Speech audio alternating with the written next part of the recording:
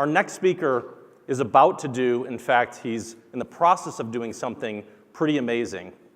He's launching his first book, The Transparency Sale, today, right now, right here with this audience. So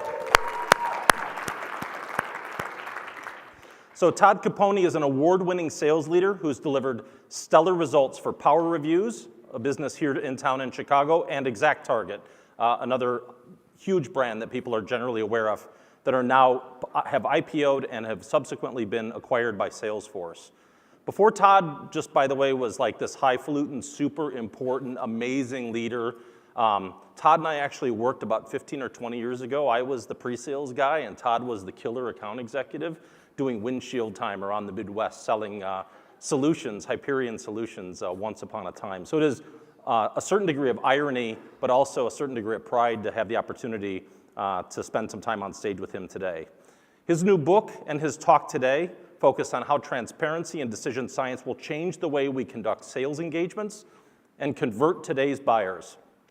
Please give a warm, transformed welcome to Todd Capone.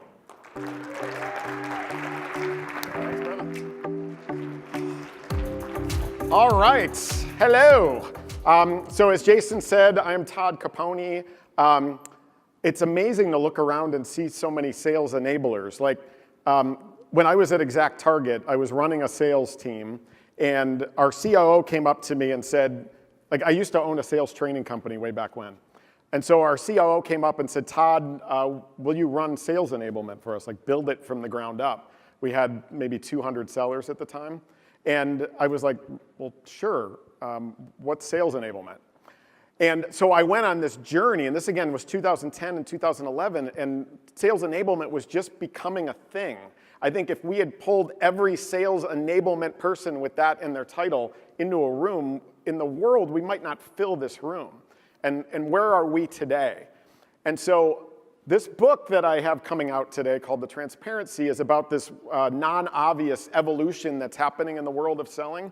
But it also speaks to why sales enablement has become such a thing that salespeople left on their own can't keep up with all the evolution going on. So they need sales enablers.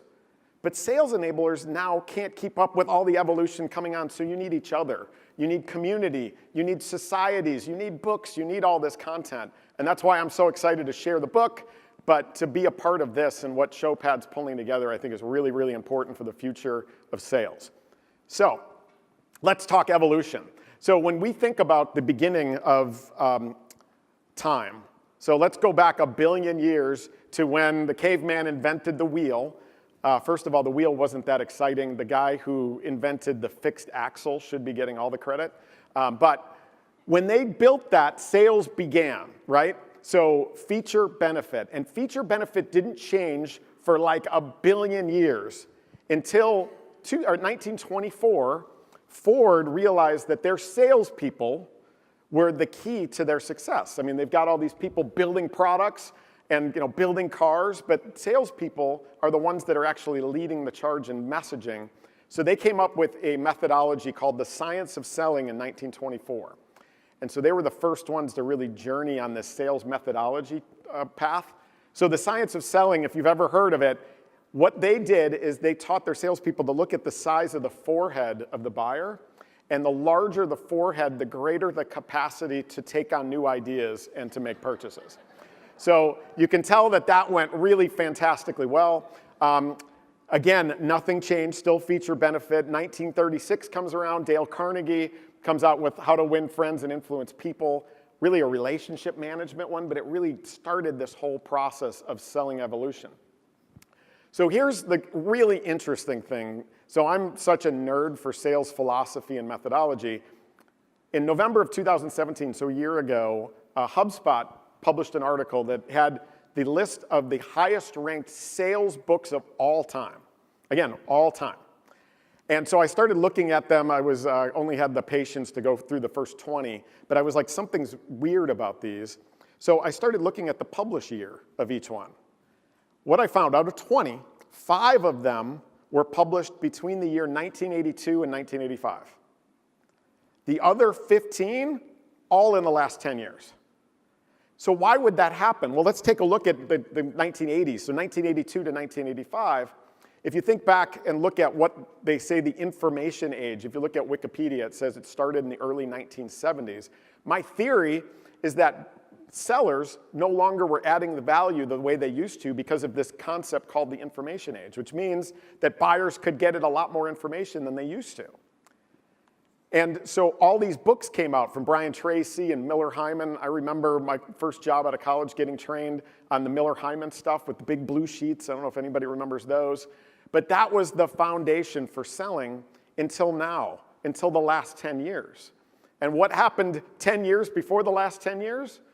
Well, if you look at the 1990s, the late 1990s, they call that the digital age. Again, salespeople, the way that they were doing things before was starting to change, and all these books started coming out, really led by this whole concept around challenger selling, which was actually, I'm thinking back to that conversation this morning that Reiser talked about, where somebody came up with the concept, but then somebody else capitalized on it. There was an article in the Harvard Business Review in 2009 that was called, "In a Downturn, Provoke Your Customers." And from there came the challenger sale. And then shameless self-promotion, I see another evolution coming, and it's the transparency sale. So let's talk about the challenger part and what happened there. Salespeople, I just lost a slide in there. So salespeople, what ended up happening is the challenger sale was the result of buyers having so much information about your products and services that they didn't need salespeople the way they did before. So the salesperson, if they didn't change, became the equivalent of a drive-through attendant, where you would show up and say, this is what I want, and this is how much I'm going to pay for it.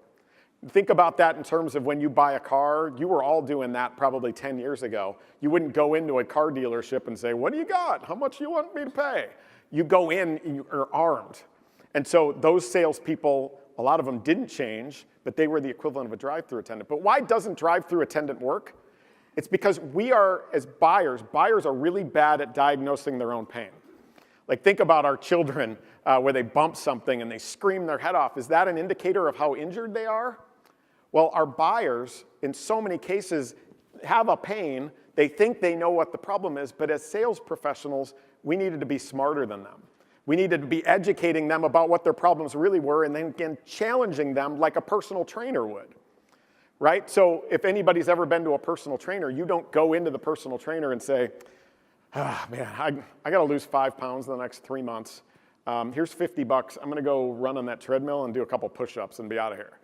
No, the personal trainer, what they do is they help you to see that your goals, you could do more than you thought you could. And they put together programs to help you exceed that.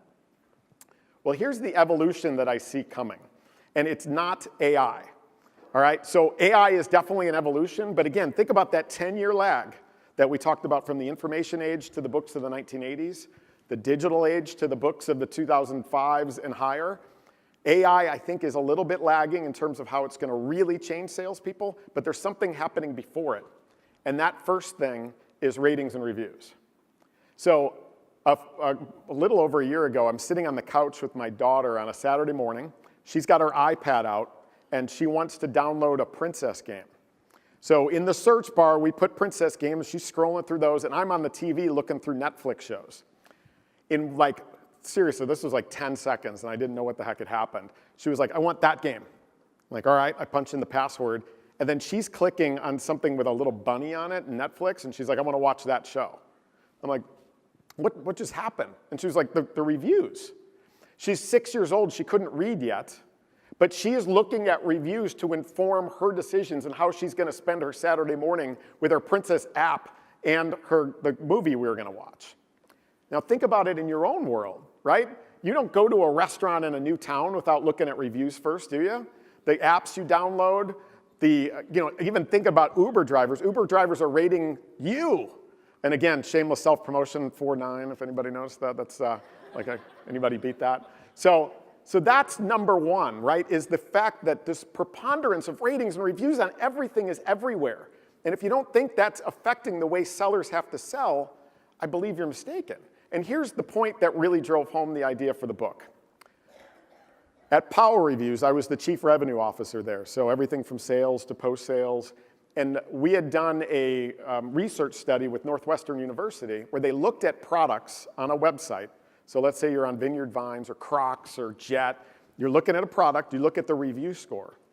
When the review score is an average of between 4.2 to 4.5, those products sell better than products that are a 5. All right, do you get that? A 4.2 sells better than a 5. What does that mean to the selling community? Well, I had a team of 60 people out on the floor, and I'm like, I'm teaching them all to sell as though we're perfect. And when we're selling as though we're perfect, we're actually driving people away. So that was number one, was the idea of reviews and the preponderance of those and this idea of imperfection.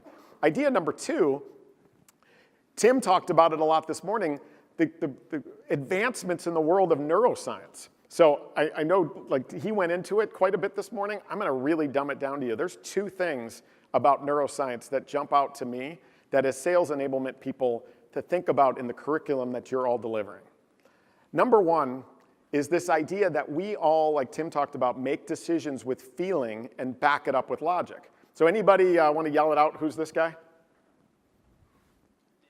Phineas Gage, that's right. So Phineas Gage, if you don't know who he was a railroad worker 100 years ago, and what he would do is when they were laying railroad across the country, they would come up against hills and mountains, right? And they don't want the railroad, the track to curve because the train's got to slow down. So they would literally blow up the side of the hills and the mountains. And he was responsible for it. So if you look at the post there, that was the post he used to damp down the explosives into the mountain. What happened one day is he wasn't paying much attention, damping it down, the post went through his cheek and out the top of his head. Flew about 200 yards away. Now, as you can see, he's holding the post and he's still alive in this picture, although he looks a little weird, right? Well, what happened was he survived, clearly, and led a life, but it was determined that his whole world crumbled because he couldn't make decisions. And he also couldn't feel. He couldn't experience emotions. So this guy, Antonio Damasio, wrote about it in Descartes' Error, about this, about Phineas Gage, but also he tells the story of this guy named Eliot. Eliot had a tumor that disconnected the emotion feeling center from the rest of his body. He couldn't feel, he couldn't experience emotions, and as a result, literally couldn't decide to get out of bed in the morning. He was a married guy, had a great job, had 2 kids, his wife left him, took the kids, lost multiple jobs. When Antonio found him, he was living on the couch in some weird guy's house.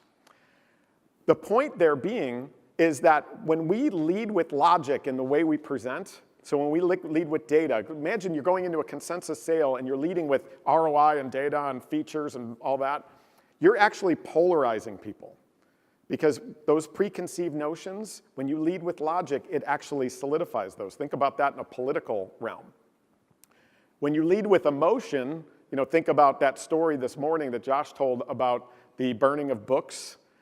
Emotion, feeling binds people. It brings people together. That's a great example of it. There's so many others. There was a study done that brought people into a room and attached fMRI machines to their brains so they could see exactly what was going on. And they played the Clint Eastwood movie, The Good, the Bad, and the Ugly. During the movie, everybody's brains were flowing exactly, and they would really clench together during the emotional parts.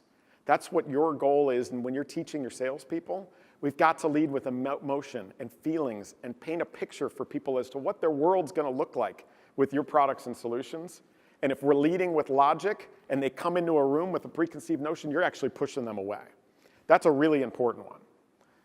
The second one is this idea that we make 90% of our decisions subconsciously. So when you think about that, right now, everybody in this room subconsciously is trying to figure out whether or not a pterodactyl is going to come flying in through the door and kill us all. You're not consciously thinking about it, but our first priority in life is survival. Listening to my presentation and learning is like number 7 on the list. Now that's important because we teach salespeople that the one decision that matters is the decision to buy from us, but literally your buyers are making thousands of subconscious micro decisions along the sales process. And are those decisions logical? Well, there's a guy named Martin Lindstrom who did a study where he brought 2,018 people into a lab who were smokers. So they were, avid smokers. As they came in, he interviewed them and said, hey, look at the cigarette warning labels here. What does it make you think? And it wasn't just these, like I was showing you the clean ones. If you've ever been to the Philippines or Singapore, they're pretty gross. Like they'll, instead of just saying, causes lung cancer, they'll have a picture of a charred lung on it. And so they'd show these people and they're like, oh gosh, yeah, I gotta stop smoking. This is terrible. And then he would take them and put them in that fMRI machine, show them the same warning label, and their craving center would go off. And they'd be like, gosh, I haven't had a smoke in a while. Cigarette warning labels are actually causing people to want to go have a smoke. I dare you, the next time you're driving down the expressway and you see don't text and drive, not to think about the fact that you haven't looked at your phone for a while. It's amazing. So when we think about logical explanations and logical pushes, a lot of times we're using subconscious reasons to make decisions that your brain is doing because your brain craves efficiency. So instead of being drive-through attendants or personal trainers, we have to start being almost like neuroscientists in this new world of selling and just dumb it down and simplify it to, again, thinking about feeling and logic and thinking about the subconscious decisions. So with our last 15 minutes here, I want to take you into some tactics. And there's some things that you can take back to your team and start to think about in the curriculum that you're designing. Okay? We cool? Good. It's not like I can see anybody, this spotlight. But all right, so let's start with this idea of the 4-2 to a 4-5. Now, what I was thinking about when I started writing the book is, like, imagine if I went out to my sales floor and I got some younger salespeople that are new, and I'm like, hey, listen, we have to start embracing our flaws and leading with our imperfections. Like, I just pictured like the next sales call where the guy's going in going, this is why we suck. That's not what we're talking about here. What we're talking about is just to think about and picture the last time you were at an IKEA. So IKEA doesn't hide the fact, and I'm assuming everybody's been there or you know somebody who has. You go there, you go through this labyrinth of floors where you can't, there's people everywhere and kids screaming, and you finally find the product that you want. And there's no salesperson there to help you, so you actually have to write down the code yourself because you're gonna go to the warehouse and you're gonna pick it and pack it yourself. So you go down to the warehouse, go down, you find the little slot that it's in, you get a cart which miraculously doesn't have brakes, which just seems like a massive oversight. You pull the box down, the cart rolls away, so then you pull it back, you get it on there, and then you gotta jam it into your car Tetris style because they won't let you take it out to the parking lot, right? So you gotta back it in, which is always an adventure. You jam it in, you start driving home, you've got a couple of souvenir injuries, and then the fun begins. Then, like, this guy's probably about 8 F-bombs in on this, and as soon as he's done with this, what's gonna happen? He's gonna be like, oh, you know what? We could really use an end table too. Let's go back. The point is that IKEA doesn't hide any of this. They know that, and consumers know that you're going to go through this whole experience, but in the end, you're gonna get modern, Scandinavian design furniture that you're not gonna pay a whole lot for that's gonna look pretty good in your house. That's why they do it. They say to the world, we're gonna be really, really good at this, but we're gonna suck at this other stuff. And as long as people are cool with that, we're cool with it. And what ended up happening? This last year is the 8th year in a row that IKEA is the #1 furniture retailer in the world. They kill it with this model. Southwest Airlines, they tell you you're not gonna get this, but we're gonna be really, really good at this. Progressive Insurance says, hey, we're gonna show the prices of our nearest competitors because we wanna be transparent. This is the kind of stuff that you can do in your business. I challenge if anybody's got a perfect product or service to come find me because I want to hear about it because that doesn't exist. So we need to be embracing this stuff. And embracing the stuff, this is a word that actually was coined by Tyra Banks. So Tyra Banks came out with a book earlier in the spring called Perfect is Boring. But she talks about this whole idea that we can be flawsome. Our products aren't perfect. Us as individuals aren't perfect, but we're still awesome regardless. So thinking about that word and that term and the curriculum you build and the messaging that you build for your sales organization is help them to figure out why and how you're flawsome and what messaging goes along with that. Because here's what happens when you don't. And here's my very complex chart, so hang with me. I'm kidding. Basically, if you look at the bottom right there, when somebody, think about the last time you bought something where the seller, the person you were talking to that you were buying from, you trusted 100%. When you trust a seller 100%, you probably don't do more homework. You don't go looking for references or doing anything like that. You just buy it. The minute that 100% starts to erode, the more homework you do. So again, in my complex chart here, if there's 0 trust, the buyer's going to do a lot more homework. If there's 100% trust, the buyer's going to do no homework. Now, getting to 100% trust is likely a very difficult bar to get to, but there's things you can do to help with that. And again, embracing your flawsomeness is one of them. This is a report that CEB just came out with that talked about, if you think about the buyers, like if you're a salesperson, you're like, the buyer's going to have a meeting and figure out what to do. If you look at this data point, only 39% of the effort that a buyer goes through to buy from you is actually talking with their own team or talking with you. That means 61% is doing other stuff. And what is that other stuff? It's checking references, it's analysts, it's peers. There's 2 things I want to point out here. I think there's a booth for G2 Crowd out here, but I'm sure you've heard of G2 Crowd. They just took $55 million in funding 2 weeks ago. And why do you think a VC or a PE firm would give you $55 million if you weren't adding a ton of value? They are changing the way that buyers buy. And if you don't think your buyers are going and looking at that feedback from G2 Crowd or Trust Radius or any of those types of companies, you're mistaken. As sales enablers and marketing organizations, we've got to start doing that research and figure out what the messaging is for our salespeople. I would also implore you to go look at your Glassdoor ratings. I'm amazed at how many times I'm hearing buyers talk about they want to understand what it's going to be like to work with the people. And Glassdoor is a great representative of what the people in the organization feel about the people and their experience there. Embrace that stuff. I mean, that's the future. Again, this feedback is everywhere, and we need to embrace it. All right? A couple other tactical ideas for you. The second one is email. So I do this myself now, and I think you should all think about doing it. But think about as your solutions get more and more complex, you're selling to a higher and higher level of individual, right? And checking their email is a lot like playing the instant lottery. So when I think about my life as a chief revenue officer, I was getting like hundreds of emails, cold emails a week. And I had to check my email because I have to be responsive. I was running a client success organization too, so it was really, really important that if a customer was sending me something, I needed to see it and be responsive. What if my board was sending a note? What if my CEO? I need to be responsive, so I'm always checking. But just like the instant lottery, there might be a winner in there, but most of the time it's a loser, right? Most of the time there's going to be nothing, and I'm going to be upset that I spent my time on it. So here's an example of what my inbox looked like. I just grabbed 8 of the emails at one time that were cold emails. There's 2 things I want you to look at here. Number 1 is we've been teaching sales reps to optimize the subject line because the subject line is what gets the email opened.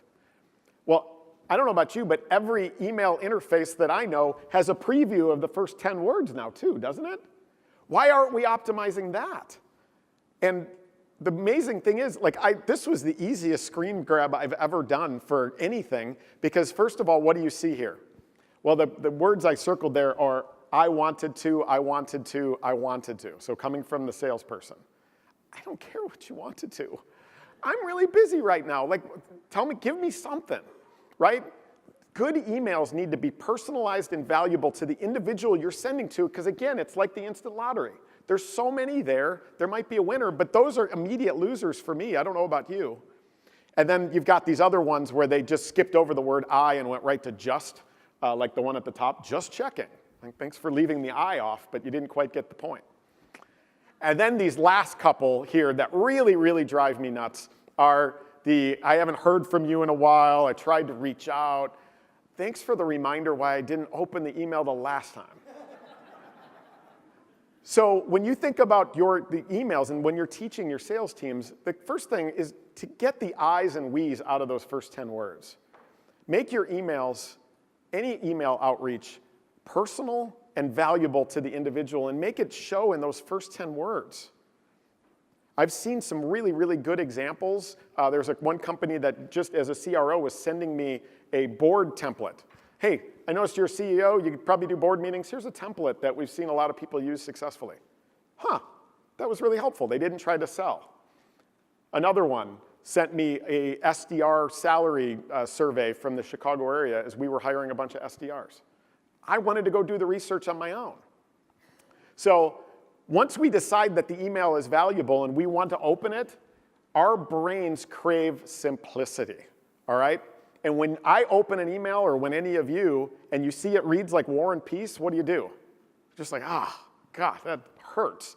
And you delete it, because you're not going to invest that time. So point number 2 here is to make your emails the length of Twitter, right? 240 characters. If the average word length in the English dictionary is 5.4 words, that means your emails need to be about 40 words or less. Now, the e-commerce world has mastered this part too.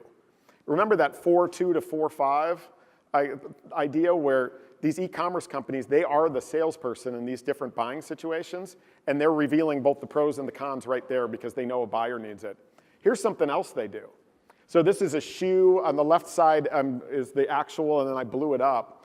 What these e-commerce sites are doing now is they only show you a couple of bullets of the product description, but make it really easy by clicking at and show more information to get at more information, because they know your brain will hurt if they show 20 bullets right here. You can do the same thing in your emails. Have them very short, and then invite them to more information either below your signature block or put it in the signature block. Technologies like Sigster do a really good job of account-based email signatures, which is super cool and I think really plays to this point. All right, so 2 more points.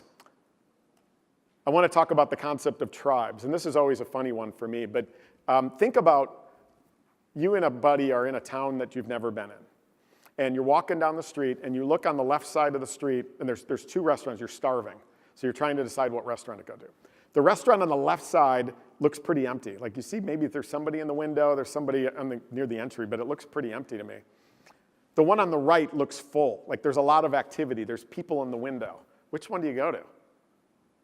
Probably go to the one on the right, right? Like 99% of people I talk to do that, and for no other reason than people. So when your reps are sending out emails, I know they're trying to be super helpful and say, hey, when do you want to meet? But a lot of these email now have the little Calendly invite or the HubSpot thing where you can click onto their calendar and pick a time. This is just one that I picked. I thought it was fascinating. I couldn't put the whole thing on the slide, but this guy literally had every time available, except for lunch, of course, because you've got to have lunch, for 2 straight weeks. He is like the restaurant on the left. When you create the impression that you're in demand, you drive people towards you. So make sure that your reps, if they're doing this kind of thing, block off times where they're most optimal. I know when I'm most optimal, and I only want to do my most important calls during those times. Make that your calendar. But again, be in demand. Imagine you're going to go get heart surgery, and the doctor's like, when do you want to come in? I got nothing going on. Like, wouldn't that freak you out? You want somebody who's really, really good and really in demand, and you can create that even if it's not quite transparent. I know some restaurant owners that are now parking their cars in front of the restaurant, the workers' cars, just to make the place look busier. I know one guy who has a walk-up restaurant that when there's nobody in line, he'll get there and just stand and look at the menu board. But again, there's a reason that they do that. That really works. And the last concept here I just want to talk to you about really, really quickly is this concept of transparent negotiating. We have taught salespeople to negotiate as though we're in a Texas Hold'em tournament, where it's like a poker tournament where we're hiding our tells, and nobody can see what we've got and what we're willing to bargain around. In transparent negotiation, it's the opposite of that. We actually go in and lead with our cards face up. In a SaaS world, doing that is going in and saying, hey, listen, there's 4 things that we as an organization care about. We care about volume, so how much you buy, timing of cash, which is how fast you pay, length of commitment, which is how long you commit, and when you sign, so the timing of the deal. Those are the 4 things that we care about, and when they ask for a discount, you pay for those things in the form of a discount, and you get it right back. You end up building trust right through close when you do that.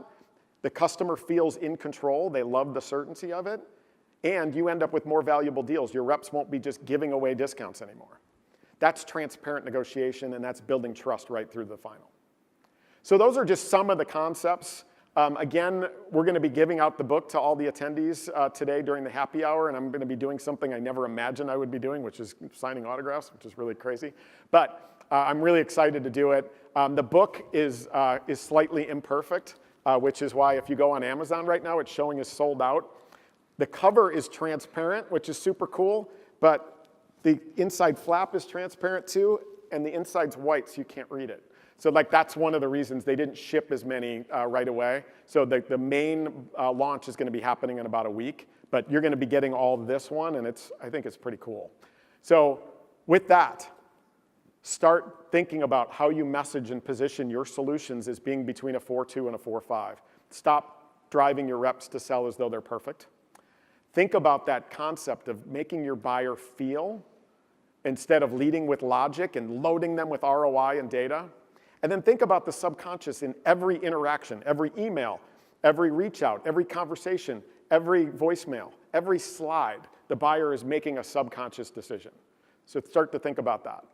All right, so again, come get the book signed this afternoon. Follow me on Twitter, connect with me on LinkedIn, but please tell me why. Don't just like blindly, but you saw me here, that would be awesome. And then once you get the book, the publisher tells you to precede reviews on the book, and I've decided for obvious reasons not to do that. I'd love your honest opinions on them, so please leave a review, and thank you so much.